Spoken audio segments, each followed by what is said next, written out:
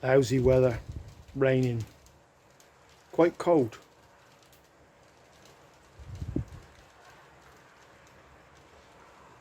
Not a good day today with the weather, folks. Welcome back to Gary's Practical Workshop. I have some good news. I'm going to take you off the tripod and I'm going to take you over to the bike. But it's just as well we're in here because it's pretty nasty out there. Bear with me.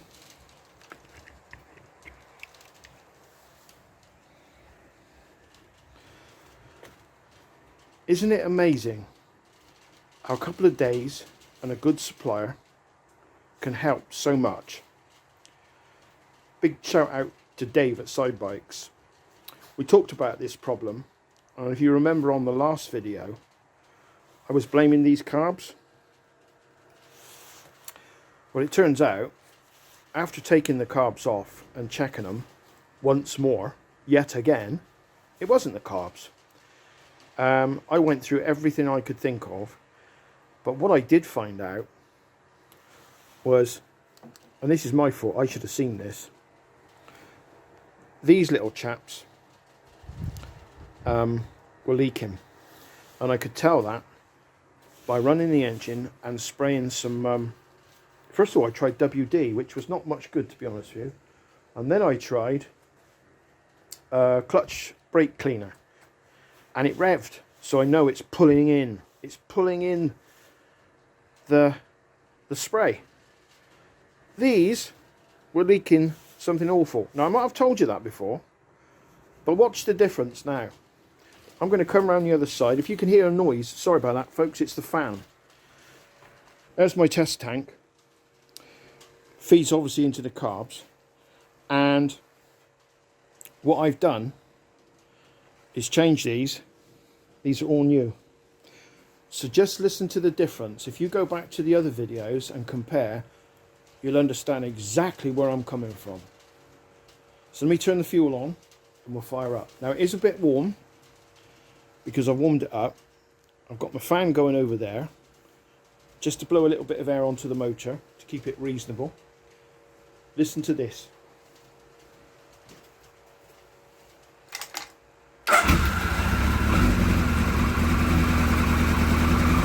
That's ticking over just under 1,000 revs. It's quite warm. Notice there's no popping back from the silencer where it's pulling in a lean mixture, or pulling in air and making it a lean mixture, which is causing pre-detonation, I believe. I've not even done the vacuum gauges yet. This is what we're looking for. I did do the carbs with 2 drills. And I've done them mechanically, so all the sliders are down to the same depth as each drill, which was put into the bore to get them all uniform, and then I tightened it up.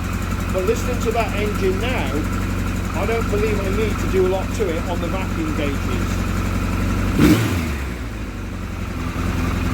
That's what I'm looking for. It should go up and it should come down, and it should do it quite quickly.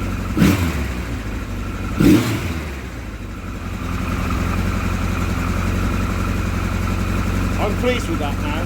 That's made a hell of a difference. Again,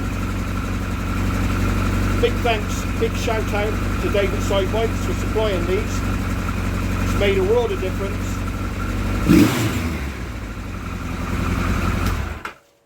And I hope you can hear all that. That now, I think, is pretty close to as good as I'm going to get it as it is. I will probably get it slightly better with the gauges. But to be honest with you, there is not going to be a lot in it. I don't believe there's going to be a lot in it. So that's where we are. Right, after going through the points I made earlier, folks, about the, the intake ducts, which have all been renewed, I said earlier that I set the carburetors up with a couple of drills and synchronised them mechanically. I've now synchronised them. They weren't, to be honest with you, they weren't really out much at all, just a little bit. But I just like to get it absolute if I can, as close as absolute. So what I've done now is rigged up the vacuum gauges. I've put some new tubes on, not those horrible black tubes, which are absolute rubbish. Warn you, when you buy these gauges, the black tube I got, you may be lucky, but the black tube I got was absolutely appalling and it just split. Anyway, put that to one side. We'll turn on the ignition. And what I'd like you to do now is just have a listen and watch the gauges, because this, I think, is about as good as I'm going to get it. Here we go.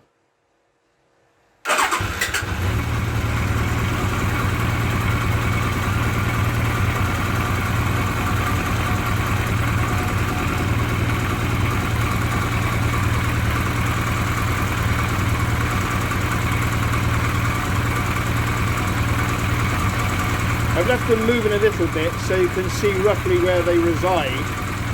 This one here is just slightly low, but it's not a great deal, and that may fluctuate when I take it out on the road. So I'll leave it as it is, and when I take it out for a spin, whenever the weather gets a bit better, we'll see what we got.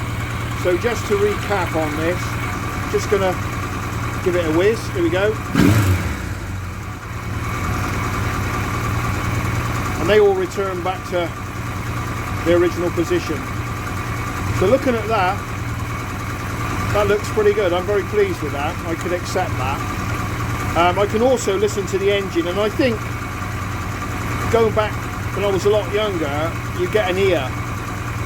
And if you can listen to that engine now, it does sound so much better. It sounds uniform, and the gauges more or less prove that. Here we go. How it goes up and comes down, which is quite good.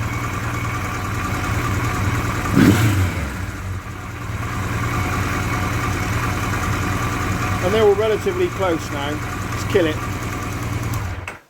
So hopefully, looking at what we got there, that should give us a smooth engine. And I think, really speaking, it's my own stupid fault. I should have looked at those ducts. These little chaps here, the intake rubbers. Oh, glare off the carb. These little rubbers here, I should have looked at them a long time ago. Just goes to show, doesn't it? You shouldn't try and cut corners, because you end up paying for it. Which is what I've basically done, because it wasted a lot of time. But it doesn't matter. We got there in the end. So, I think that's as much as I can show you at the moment. I'm just going to snap that throttle shut, give it one more run. It's good to do that. Ignition on.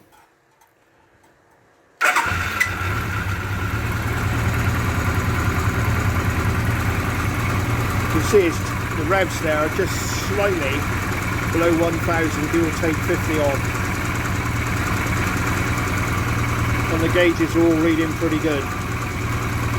This one's slightly above, but it's nothing.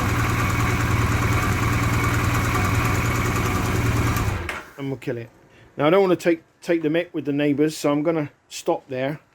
I'm going to turn the fan off, let it cool down, and then I'm going to continue finishing off this area here and take you around and show you.